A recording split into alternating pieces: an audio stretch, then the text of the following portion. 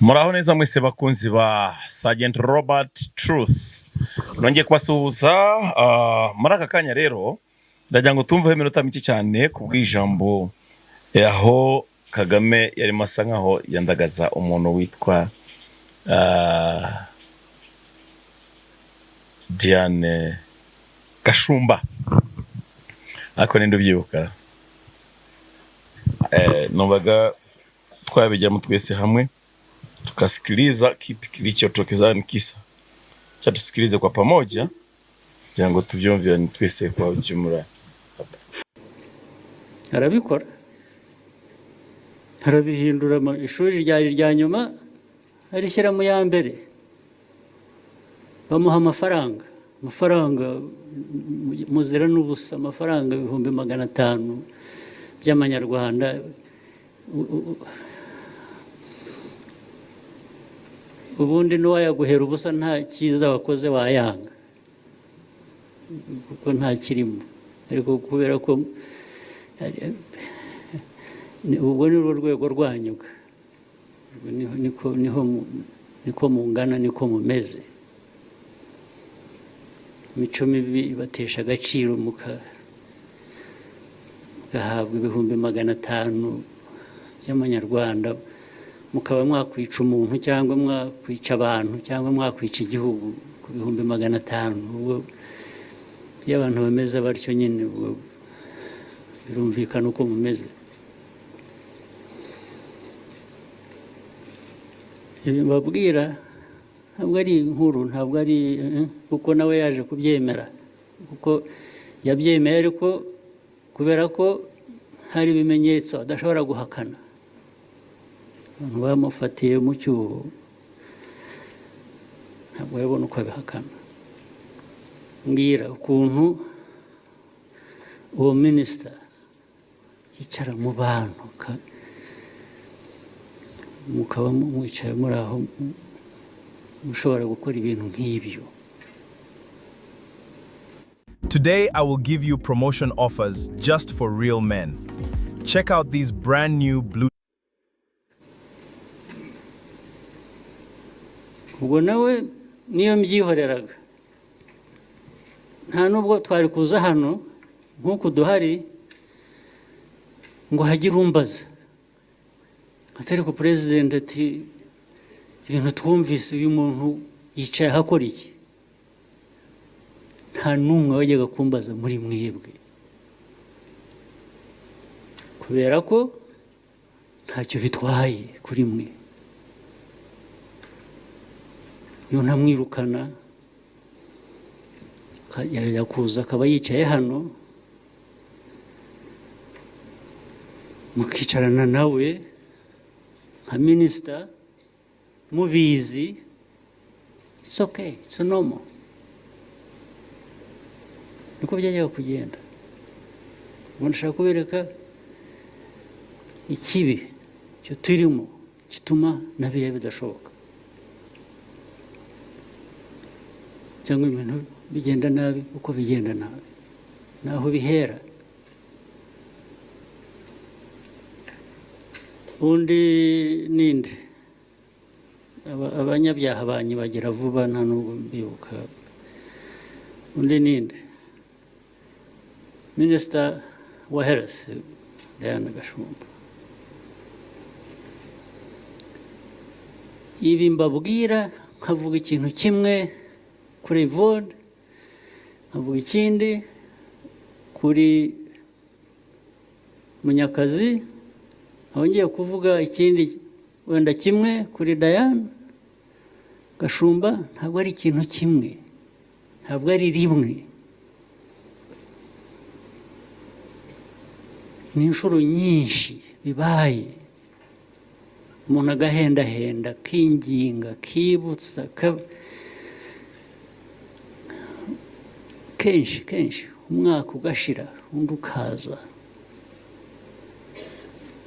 Ejo bundi ikintu rero ibyaha ni byinshi, kubeshya ukabeshya no ku kintu gifite ingaruka ku gihugu, ku buzima bw'abantu, kwanga ukabeshya. maze kubera kubamenyera, kubera ko mbazi, reka mbabwire icyo kibazo cya Gashumba uko cyabaye. Sinzi ukuntu byanjemo mu gitondo mbyutse nterefona bamwe mu bayobozi ndetse bijya no kwa Prime Minister, navuga ariko izi ndwara, ibi bintu biriho, iriya virus iri mu Bushinwa, coronavirus, ndavuga nti by the way tugiye kujya mu mwiherero.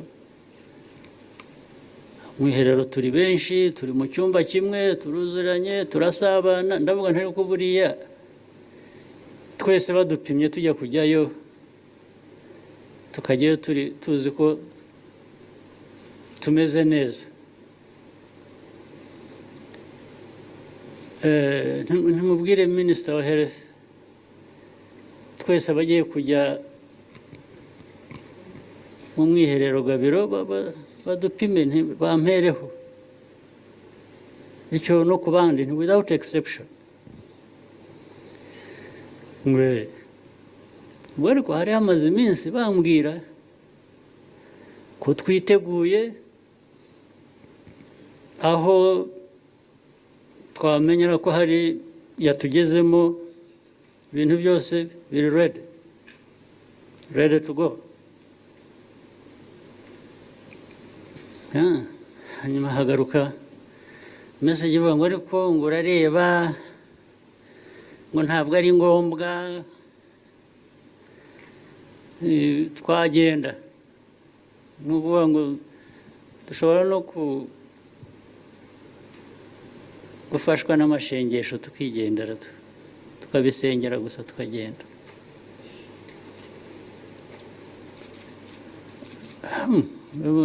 Umuntu yabwiye ndaramubwira ati usibye ko aramubwira ngo bafite kits n'ibyangombwa byo gukoresha ngo bishobora guhaza abantu 3,500, ngo ubwo nituvanamo 400 tugiye kujya mu mwiherero, turaba tubigabanyije cyane. Mu gihe cy'igisubizo cya mbere umuntu aramubwira ati iby'iyo mibare ntabwo mbizi, ariko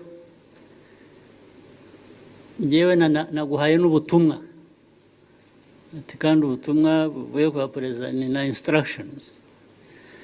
Ati ibyo bindi by'imibare uvuga ngo ntabwo uri butange 400 kubera ko ufite 3,500, ubwo uraba uvanyeho byinshi. Ati ibyo ngibyo utelefone perezida bimwibwirije.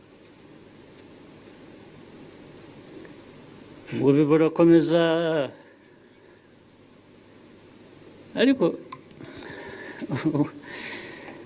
muri abantu babi. Ubwo natumye natumye kuri minisita n'iki, nari navuze mbwira uwo muntu, ndanamubwira nti ubwire n'aba n'akanaka b'inzego zitandukanye harimo n'iz'umutekano. Hanyuma abantu mu nzego z'umutekano, umwe niwe wahisemo kohereza abantu bajya muri minisitiri ubwayo, muri minisitiri ya health, kujya kumenya uko tunifashe, hataza kuba harimo ngira ngo abo ngabo dukorana nabo bamaze kumenyera ko iteka urakurikirana agasubiramo ukabaza bwa kabiri bwa gatatu, kuko ibyo abantu bakubwira bwa mbere kugira ngo bizaba ari byo ugomba gukurikiranira hafi.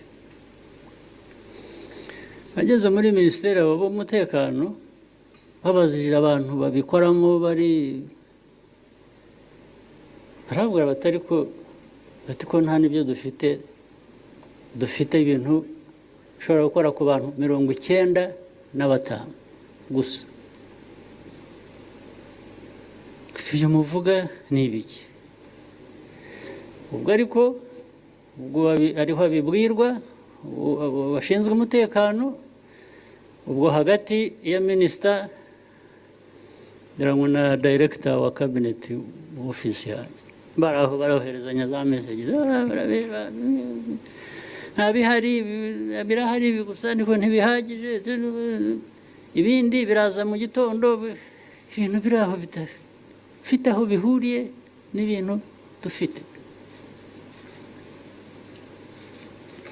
Hanyuma maze kubona iyo report ivuye mu bantu b'umutekano ndongera yohereza muri Ministry of Health, ariko ko abantu bambwiye ngo nubwo muvuga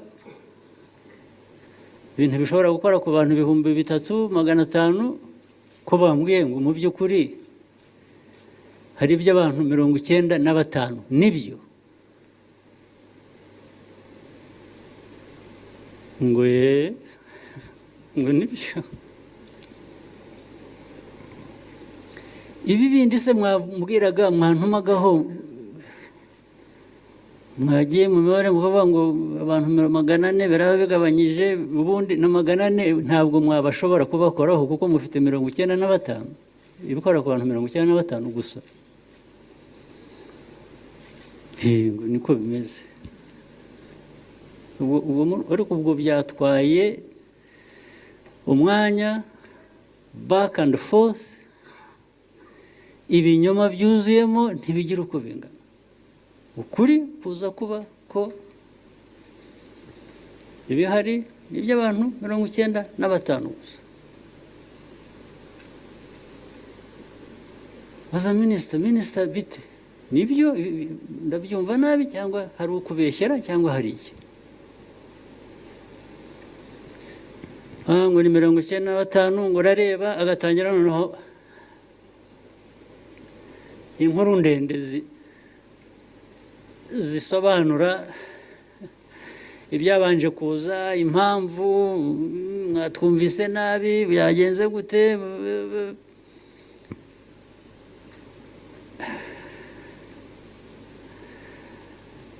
Ubwo ndavuga mwebwe abayobozi, mwebwe mudashobora no kuvuga ukuri udashobora kuvuga ukuri, ikibazo ibibazo dufite byakemuka gute?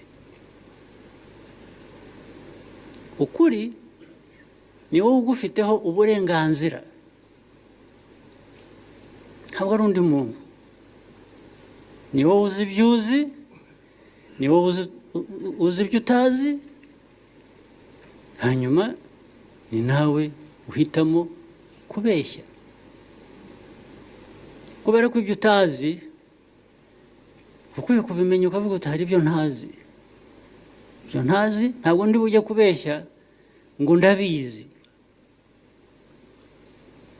Ibyo nzi nabyo ndabivuga uko bimeze, ntabwo najya guhimba nzi ibintu ngo mvuga ibindi bitari ibyo nzi. Still using a razor down there? That's risky. One small mistake and you're in pain for days. This isn't just a shave. Ubwo amaherezo araza kuba yaherera mu myaka 17 mu nshuro 17 inshuro 17 umwaka ku wundi tuje hano tuganira inshingano zacu dufitiye igihugu, ibyo dukwiye kuba dukora n'ibiki. Hari ubwo tudasubiramo ibi bintu by'imyitwarire. Hari na rimwe tubuzwa n'iki?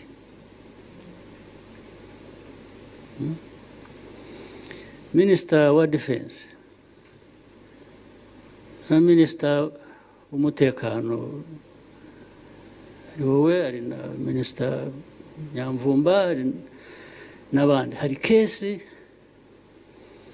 ihari muza kunsubiza muri iyi minsi, namwe ndizera ko mutari mu nzira mugenda, murayizi kandi nayo irimo na Minister wa Health. murabizi ibintu bijyanye na hospitals, murabizi Patrick, urabizi? Yes. Namwe muraza kugira ibyo munsubiza.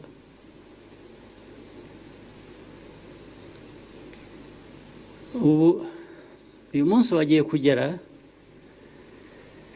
ntabwo nari nzi kuri bugere vuba ko nawe ushakaga. Nawe ushakaga, kandi ubu turi mu season aho numva nshaka guhangana n'ibibazo nk'ibi ngibi, kubera ko hashize imyaka umuntu aravuga arasubiramo ibintu mwangiza ni iby'Abanyarwanda, ni iby'u Rwanda, ntabwo ari ibyanyu.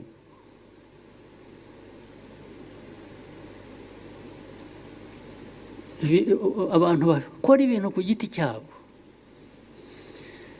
bibareba ku giti cyabo, ibyo ntabwo bindeba, nta nubwo mbikurikirana.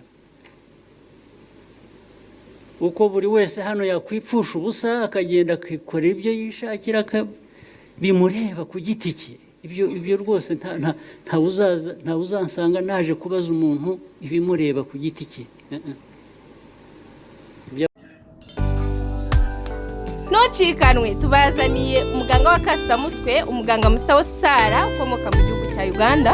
Uyu muganga umaze kuba icyamamare mu karere kose, atoza abifuza kuba abaganga gakondo nka we, yewe yoza inyenyeri yawe igaca pe. Waba ufite indwara zananiranye, haba iz'amarozi, amategano ndetse n'ibihuhirano, mburugu, imitezi, uburagaza, igicuri n'urushako rwananiranye ndetse n'ibindi byinshi. Gana Musawo Sara agukoreho live cyangwa umuhamagare kuri nimero iri kuri screen yawe. For development, we live together, we work together to keep unity. We are one forever and evermore.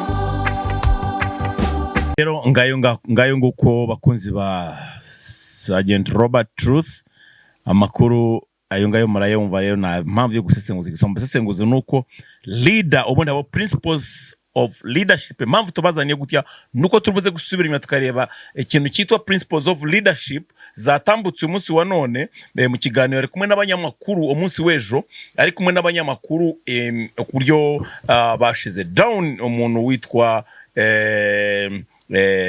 Olivier Nduhungirehe mbere y'abanyamakuru, kuko ubundi tugira ikintu cyitwa kanuni, ubundi inzo bita kanuni cyangwa yani methods ukoresha imbere y'umuyobozi kugira ngo umukavaringe nazigaragara nka bomu imbere y'abayoborwa. Subordinates yari superior wawe na ugomba kumufata nk'umuntu wa hovyo cyangwa se umuntu muyoborana mufatanyije kuyobora.